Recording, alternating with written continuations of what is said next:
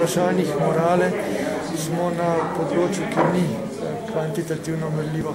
Menim, da tako kot v vseh drugih poklicnih skupinah imamo neko Gaussovo krivuljo od zelo moralnih pravnikov do tistih, ki seveda ustrezajo neki povprečni morali, pa na skrajnem polu so seveda tisti, ki so tudi nemoralni, tako kot vsaki družbi. Se pravni strokovnjaki, pravniki v Sloveniji zavedajo neke odgovornosti, ki jo nosijo ne samo do sebe, ampak do celotne družbe, ki jo tudi na nek način soustvarjajo? Ja, bistveno premalo, saj to je glaven problem. Običajno vse ostane na ravni takih abstraktnih filozofskih debat.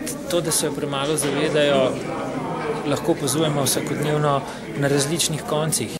Te odgovornosti pri nas, tudi znotraj pravniškega poklica, je vse manj in zato jaz postavljam tezo, da smo vedno bolj država nevladavine prava.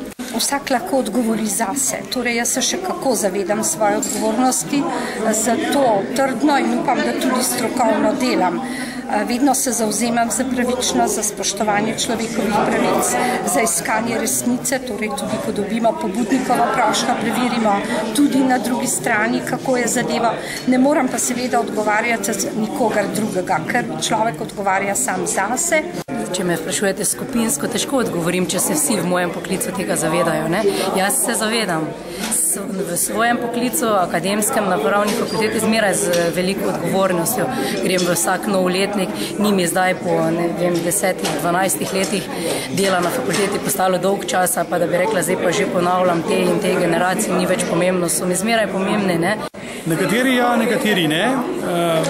Upam in verjamem, da so tisti, ki se tega ne zavedajo, v manjšini, da so to na nek način črne ovce, ki obstajajo v vseh poklicih, ne samo v pravu, ampak tisto, kar se mi zdi ključno, pa danes ni bilo časa, da bi se o tem izdatno pogovarjali, je pa vzgoja. Namreč, da se slehernik spremeni, mora vzgoja postati zopet funkcija človeka, njegovega učlovečevanja, v vsem pozitivnem pomenu besede, šele potem je lahko funkcija družine, družbe, ideologije, politike. In ko bomo vzgojo vrnili nazaj v vrtce, seveda tudi v družino in potem naprej v druge izobraževalne institucije in tudi delovne organizacije, potem zagotovo verjamem in napovedujem, da bo Slovenija v večji meri pravna, socialna in tudi etična država. Kritik, tudi argumentirani kritik, ki smo slišali na mizi, okrogli mizi, da so pač dobrodošle, ne manjka, bi lahko tudi rekli, ampak je problem v tem, da se jih pa ne sliši. Tako je. No, to je en tak paradoks, zanimiv paradoks svobodnega izražanja. Na eni strani ti je dovoljeno, da javno poveš skoraj da karkoli zapišeš v časnikih, člankih. Recimo meni še nikoli v življenju, pa sem močno kritičen, niso zavrnili nobenega članka. Na drugi strani imajo take javne kritike, ostanejo brez vpliva. Torej, lahko kričiš, lahko pišeš, ampak spremeni se pa popolnoma nič. In takšna svoboda izražanja seveda ni veliko vredna. In človek se vpraša, koliko bi se taki svobodi moral odpovedati za to, da bi se nekaj tega, kar govoriš, kritično tudi prijelo. V življenju vsake družbe obstaja ta razkorak med teorijo in prakso, med željami in možnostmi. Zdaj, kot predsednik vlade imam zaključno nalogo to, da čim več dobrih idej, pravih idej za Slovenijo, za Slovence prelijem v prakso, seveda s pomočjo vseh tistih, ki morajo pri tem stajati ob strani. In tu računam tudi na državljanke in državljane, kajti če ne bomo vsi skupaj storili nekaj, vsak po svojem okviru, potem seveda ne bo šlo, verjamem pa, da bo šlo, ker zdaj spoznavamo, da zmagamo. Jaz bi se dotaknila našega letnega poročila.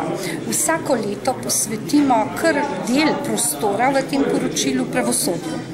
Dotaknemo se ga seveda glede na prejete pobude ali pa na lastno presojo, če zaznamo kakšno nepravilnost.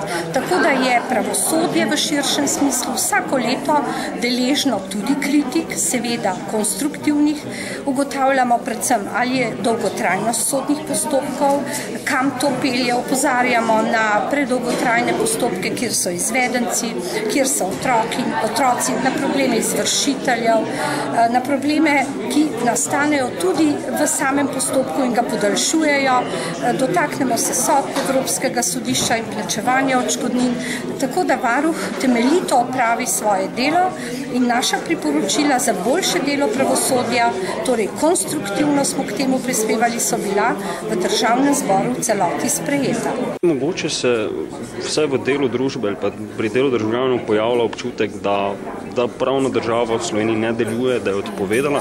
Je to po vašem mnenju mogoče posledica nekaterih primerov, ki so bili pač bolj izpostavljeni, ali je to kanček resnice dejanskega stanja v Sloveniji? Pomembno bi bilo, da pravo zakoni, da dopuščajo prilagajanje posameznim okoliščinam in da v nobenem poklicu nismo tako strogi formalisti. Ne vem, na centri za socialno delo, kot je bilo danes izpostavljeno, ne sodniki in tako naprej, da se sledi temu, kaj je pravično.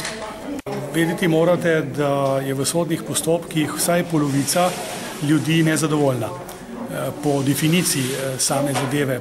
Če se v to vmeša še politika in žal tudi mediji, potem je situacija takšna, kot je. Ena od glasovalk me je vprašala po Twitterju, pa nisem v času, da odgovorim, kako bi kot profesor ocenil našo pravno državo. Rekel bi takole, ocenil bi jo za oceno 6, kar sicer je zadostno, ampak od nekoga, od naše Slovenije, ki je recimo zdaj v 3., 4. letniku pravne fakultete, je pa to premalo, kajti ponavadi se študentje v teh letnikih trudijo za izboljšanje ocene.